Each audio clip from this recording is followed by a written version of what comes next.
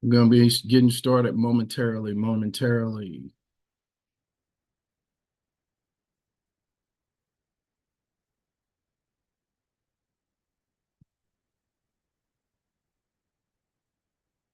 going to be getting started momentarily.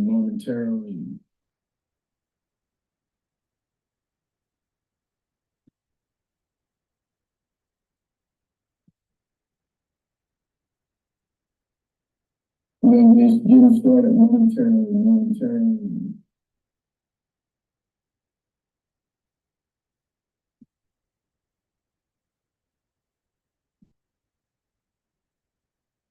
Test.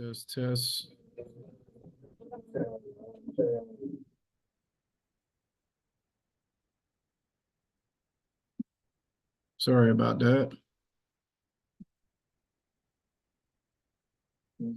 Test.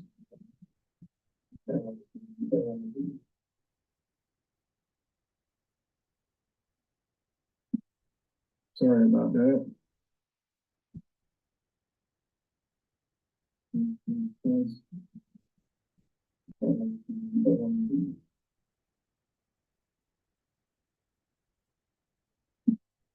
Sorry about that.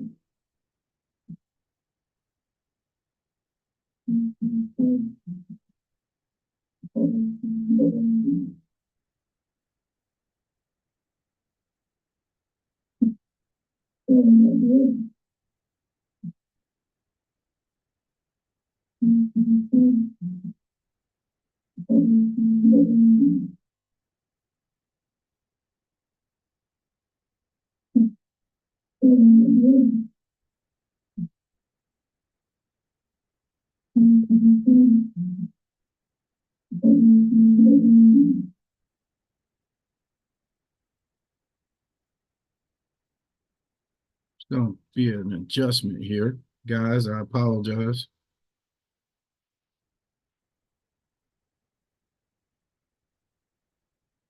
Starting in 6 minutes. Better be on time than to be late.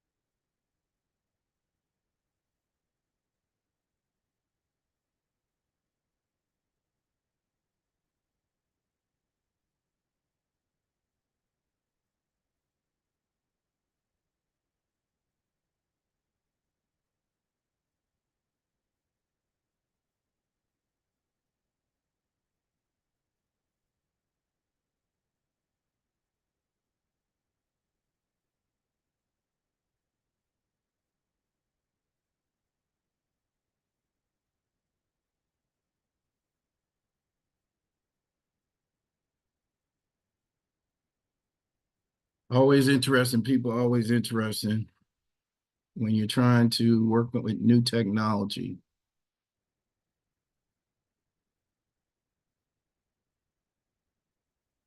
Never a dull moment, never a dull moment. Let me see if how this one is going to look. Okay, that's perfect. That's perfect.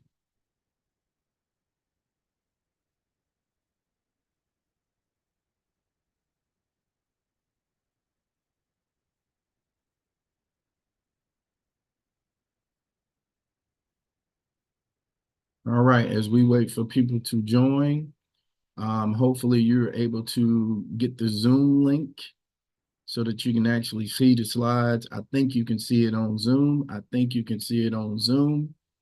Um, because I'm actually operating in two screens, still learning this, I do apologize up front if there's some confusion today.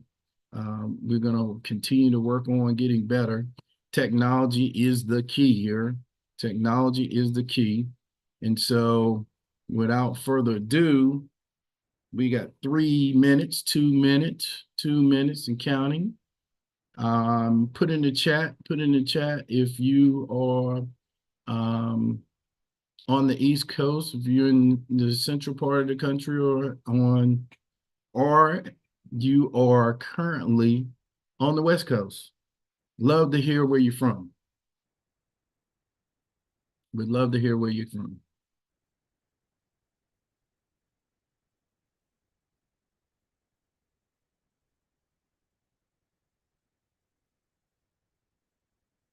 All right, 2 minutes, 2 minutes, 2 minutes and counting, 2 minutes and counting.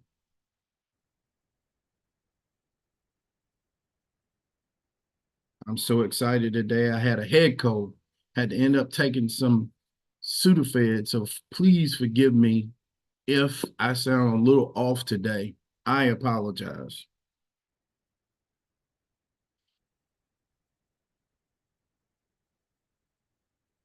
1 minute and counting, 1 minute and counting.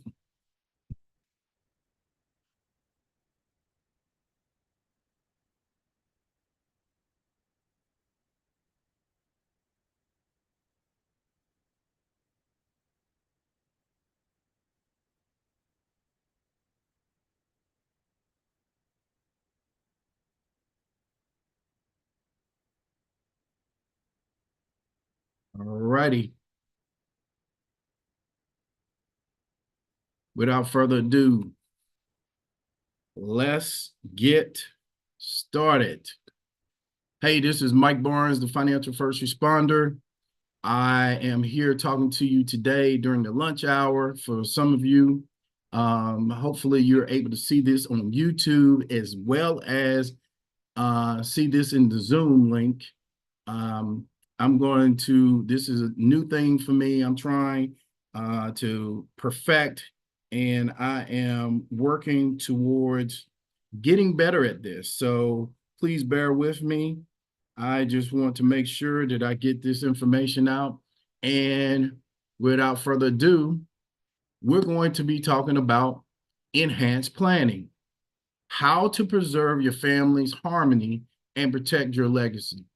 See, a lot of times, some of you are clients today. A lot of times, um, this what happens is you as an individual are faced with different problems. Now, when you compound death on it, and I can say this personally because I lost a loved one this past week, and my aunt, and she will be memorialized this coming up week.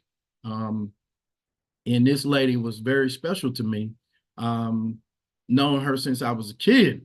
So, I mean, I would say to you that this hits home to me today more than anything else. And I hope that some of the information I share with you today will be a benefit to you. And this is what I'm going to say to you. Enhanced planning does this.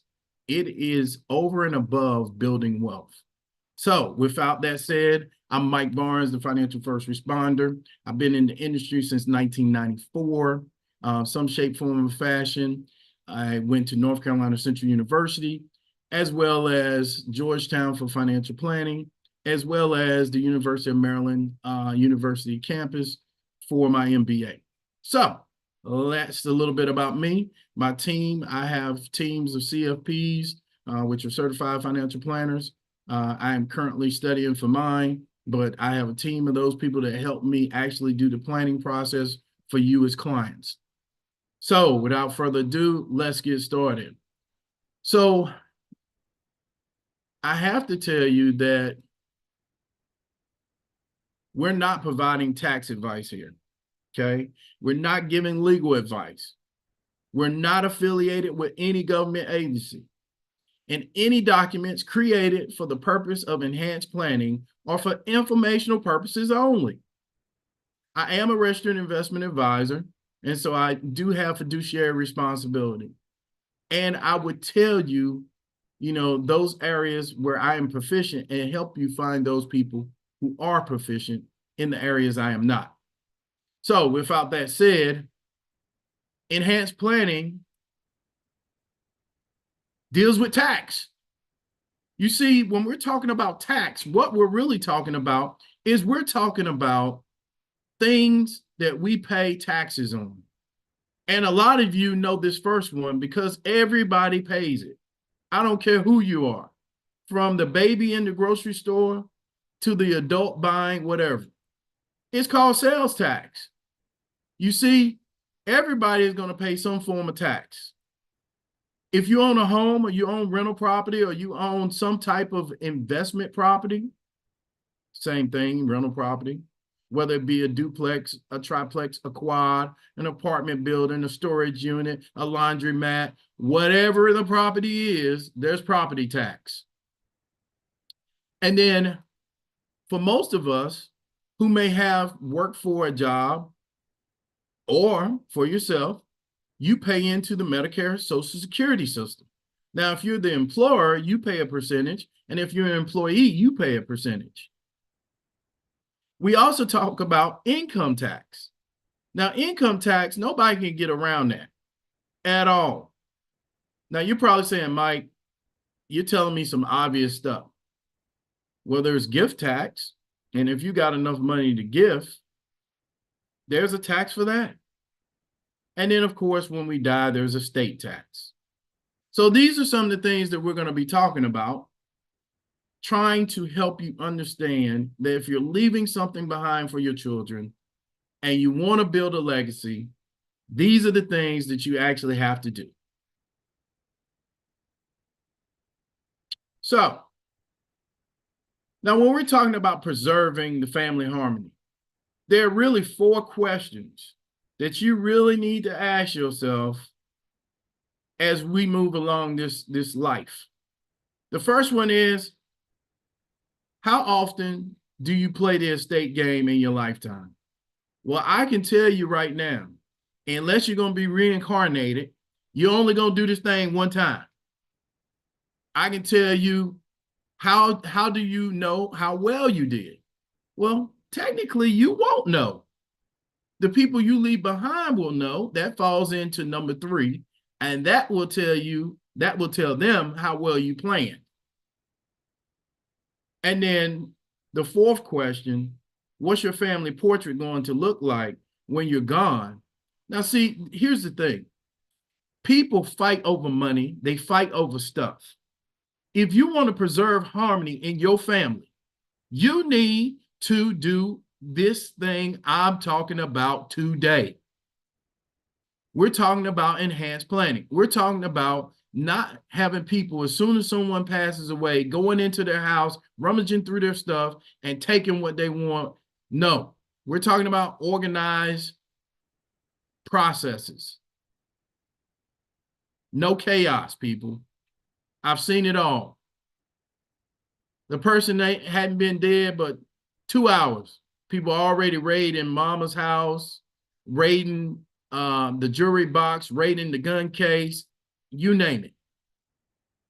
With that said, that leads me to this next question, because everybody always wants to know, who owns what? You see, you have a husband's estate and you have the wife's estate, and they're actually 2 different estates. So what do I mean by that? You're going to have, the estate is going to have a probate, a contract, and a joint tenants with rights to survivorship. Now, when we talk about probate, what we mean it means to prove who owns it. You see, if you're an individual, everything is in your individual name. That might be your car, your cabin, your investment properties, business.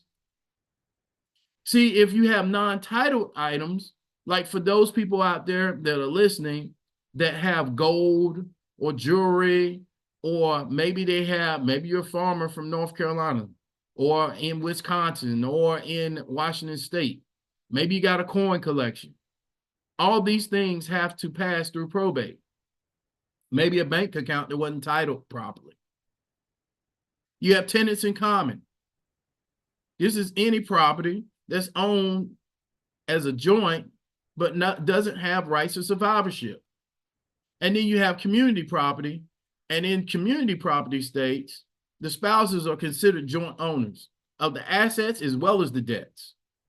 You see, this is very important because you need to understand that you as an individual have some responsibilities if you want to leave stuff behind properly. So who owns what? We talked about contracts in the last slide, but with contracts, what we basically mean by a contract, it's a built-in beneficiary arrangement. So in other words, if you own any of these examples here that I have listed, and you should be able to see it on Zoom, you should be able to see this on YouTube.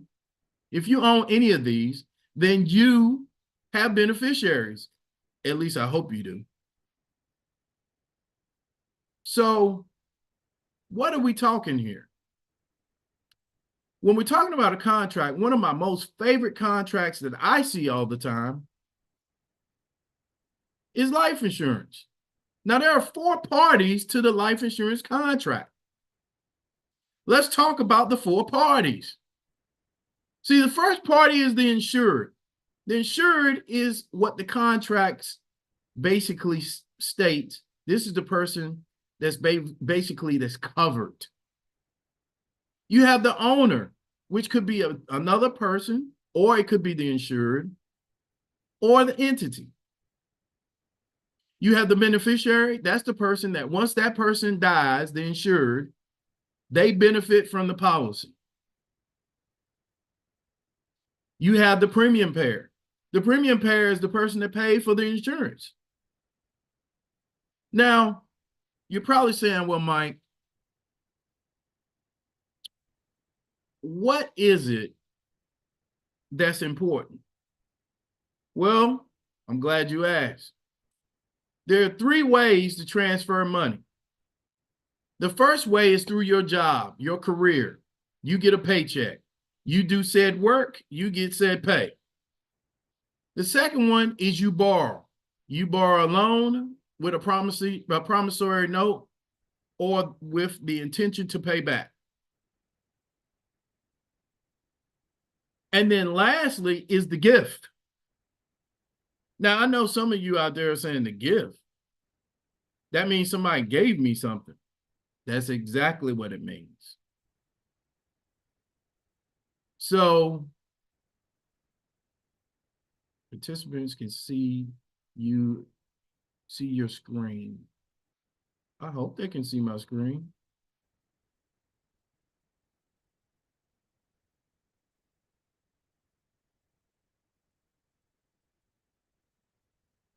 Connecting to audio.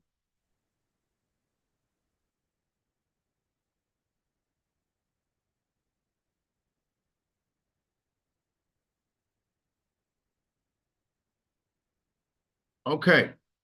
So getting back to this, I had to let someone in. I apologize.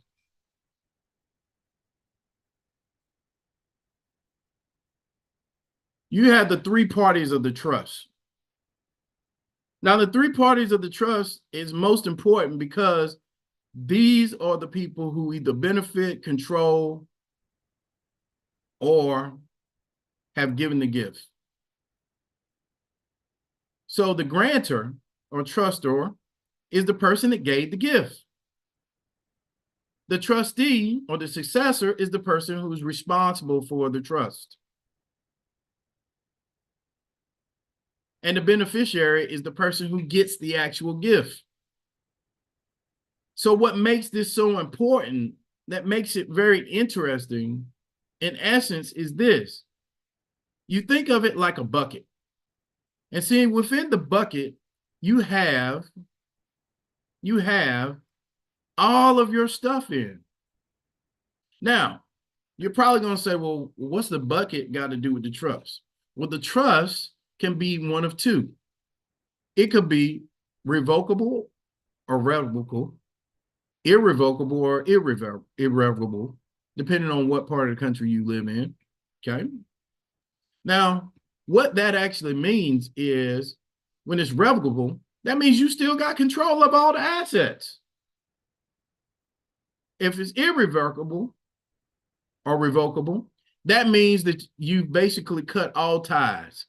The trust has the ownership of all the assets. Now, before I go any further, one of the number one problems that people have is they'll open a trust, but they won't fund it. That's a problem, people. Don't do that. They cost too much. It ends up being an overpriced will when you don't fund it. Now, we talked about community property states. And if you happen to live in one of these 9 states, you're in a community property state. Remember, we talked about the spouses own everything jointly. That includes their assets as well as the debts that are tied to those assets. And then you have to ask yourself this question: who owns what? You see, when we're talking about joint tenants with rights of survivorship, we're basically saying that if this person passes away, because I was a joint tenant with rights of survivorship, that means I now own that, whether it be the house, the investment account, the bank account.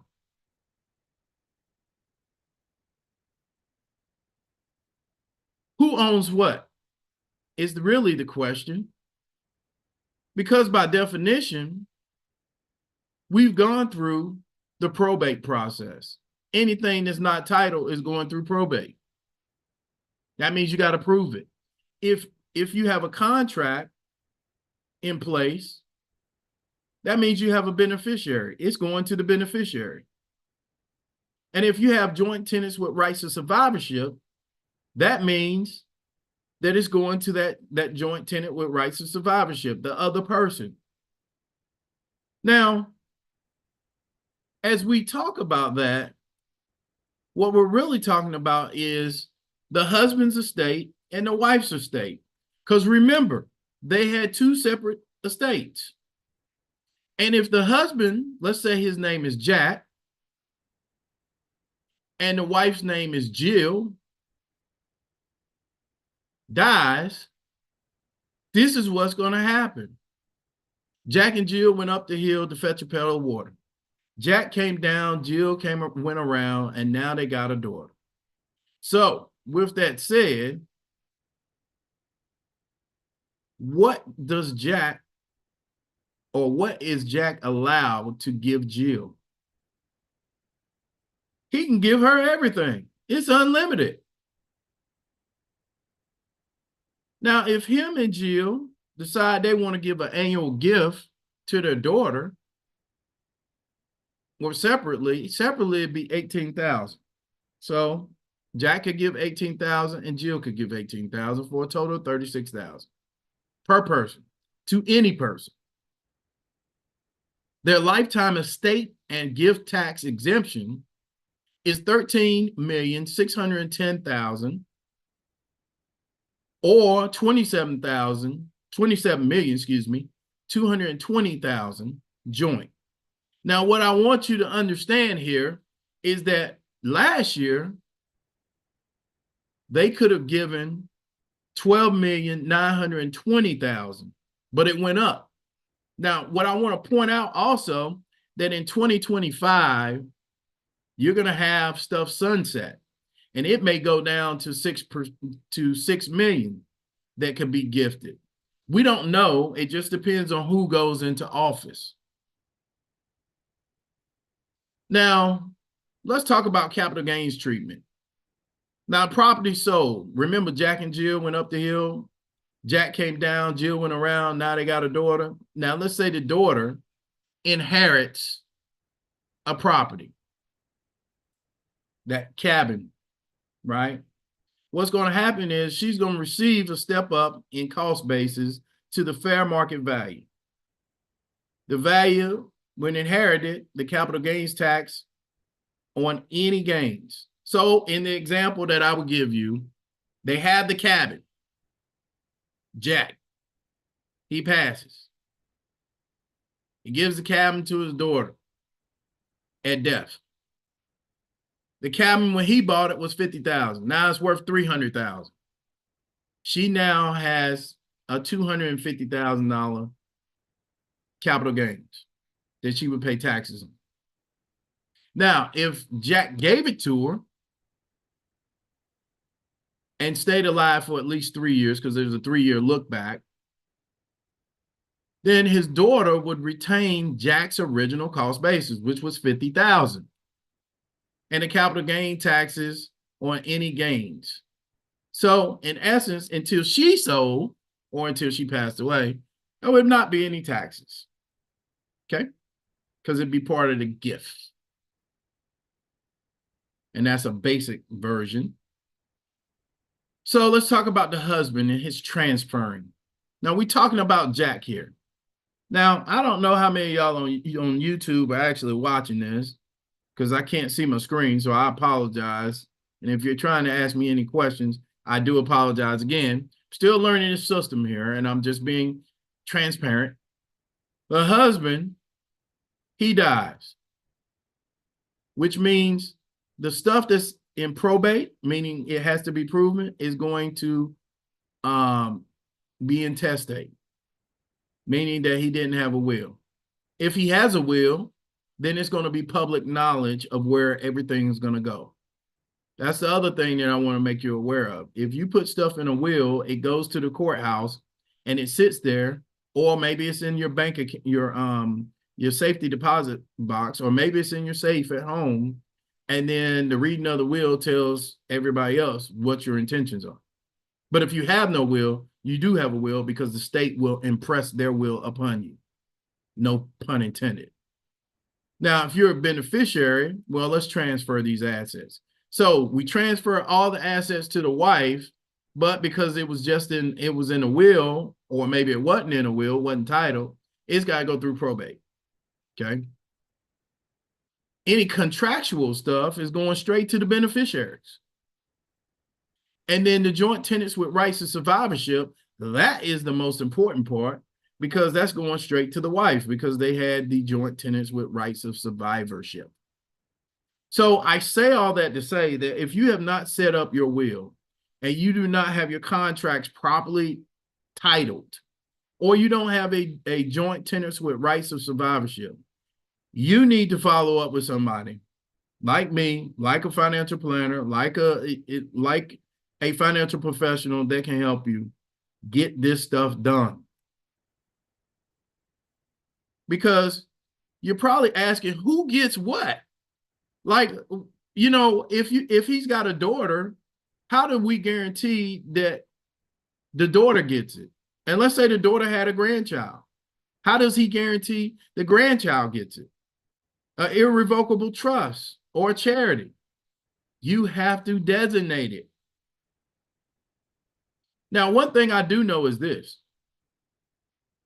There's two things for sure and one thing for certain. When we die, and we all gonna die, death is imminent, and so are taxes. See, Uncle Sam is gonna be your partner. And Uncle Sam is basically saying to you, I want to partner with you. So what does that mean? Well, I'm in the DMV area, so I'll just go with District of Columbia and Maryland. They have an exemption of 4.7 million to 5 million. So you could actually have assets up to that point and not have to pay estate taxes on it. But once you go over that point, you got to pay it. And then what I want you to think about this for a second.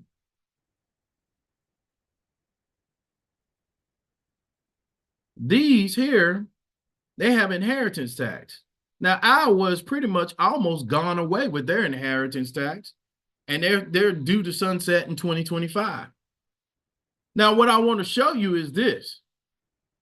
It's time for us to get serious, guys. I really want to help you guys get where you want to be.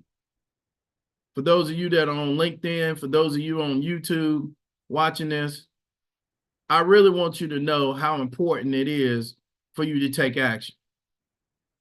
So what do we say? Well, to protect your legacy, the first step we're going to do is we're going to schedule a strategy session. And what are you going to bring to the strategy session? All of these documents right here, your current retirement income plan, your account statements, copies of your wills, your trusts, your powers of attorney, and most recent tax return. Now, why do we need all that? Because we're going to have to do a financial plan.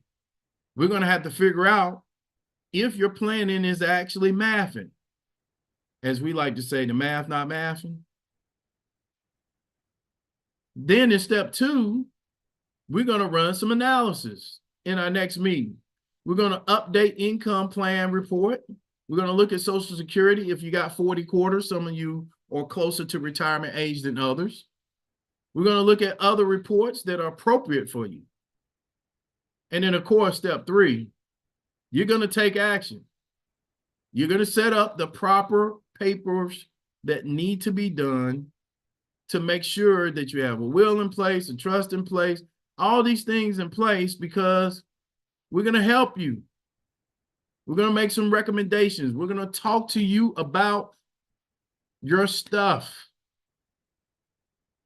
Do you have a durable power of attorney, whether it be healthcare or financial, a living will, a last will and testament and trust? Because there's 2 things we know. A lot of things are expensive, but it's more expensive not to prepare. So we come up with this to help clients. It's called Generational Vault. It's secure and it's convenient.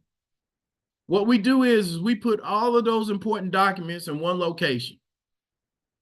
And then what we do is, as a gift to you, we allow you to leave videos, personalized messages to your kids, to your loved ones. You can be anywhere in the world and your kids can still get access upon your death. Now, I'm going to share a video with you, but I want you to think about this for a second. I want you to think about what this actually means to this couple. And they're not Jack and Jill, but I think you'll get the message. So I'm going to share this with you. Hopefully you can hear it.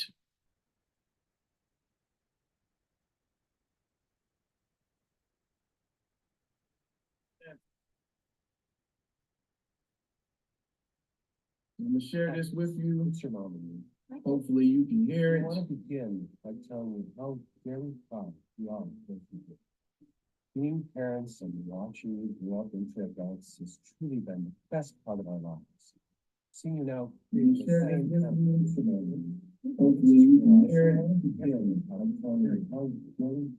mother and I have worked for years to plan the best lives we can live with our families.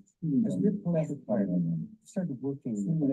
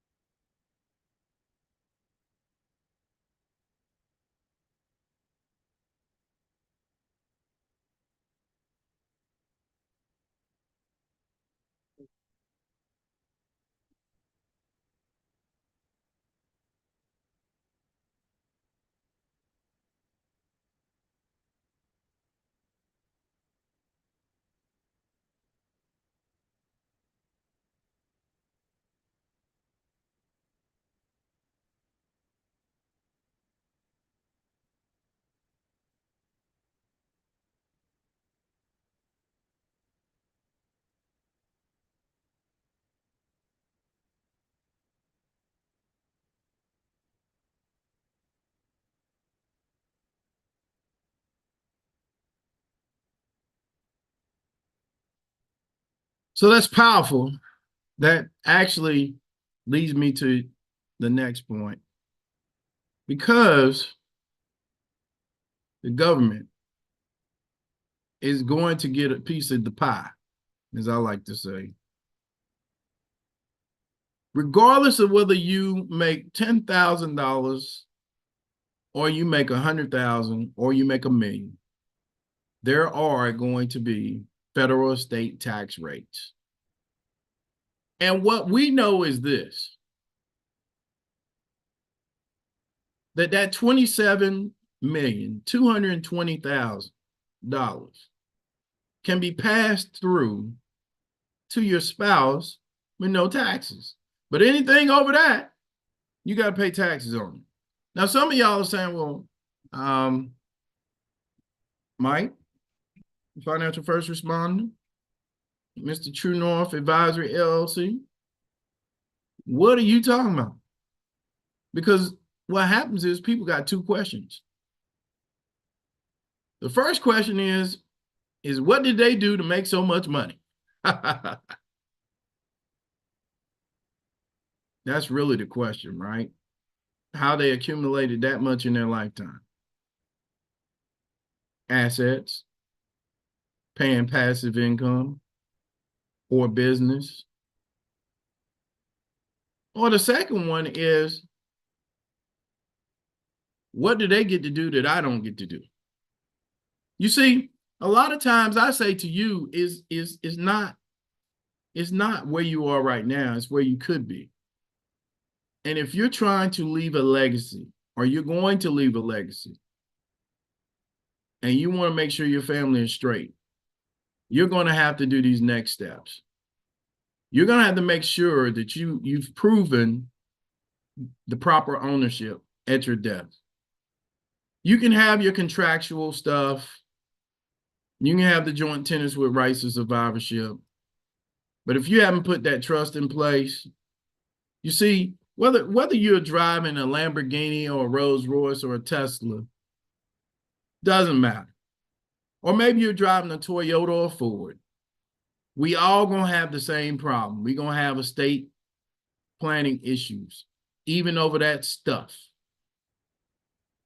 And we don't want stuff to be the reason why your family doesn't get along with one another.